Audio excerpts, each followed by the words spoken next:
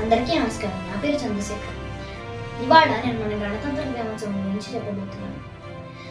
మన భారతదేశంలో గణతంత్ర దినోత్సవం ప్రతి సంవత్సరం జనవరి 26వ తేదీన జరుపుకుంటాం అన్నమాట.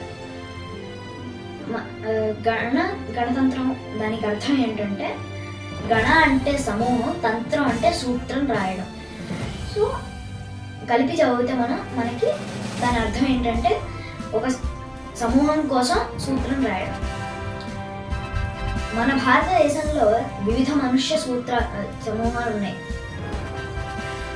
కానీ అన్ని సమూహాలు కలిసి ఐకమత్యంగా ఉండేది మన భారతదేశంలోనే. అయితే మనం ఈ గణతంత్ర దినోత్సవం ఎందుకు జరుపుకుంటాము? 1950 జనవరి 26వ తేదీన మన భారత రాజ్యాంగం అమలులోకి వచ్చినందున గణతంత్ర దినోత్సవం జరుపుకుంటాం అన్నమాట. మన భారత రాజ్యాంగాన్ని డాక్టర్ బిఆర్ అంబేద్కర్ మరియు డాక్టర్ రాజేంద్ర ప్రసాద్ గారు రచించారన్నమాట.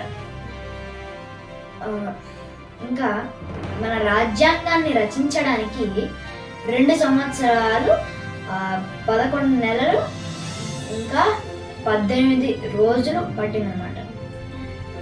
అయితే ఈ రాజ్యాంగం రాయడానికి వివిధ దేశాల రాజ్యాంగాలు చూసి వాటి నుంచి కొన్ని నియమాలను మన రాజ్యాంగంలో పెట్టి వాటన్నిటికీ కలిపి సుమారుగా అప్పుడు 64 లక్షల రూపాయలు అయిందని అంచనా. అయితే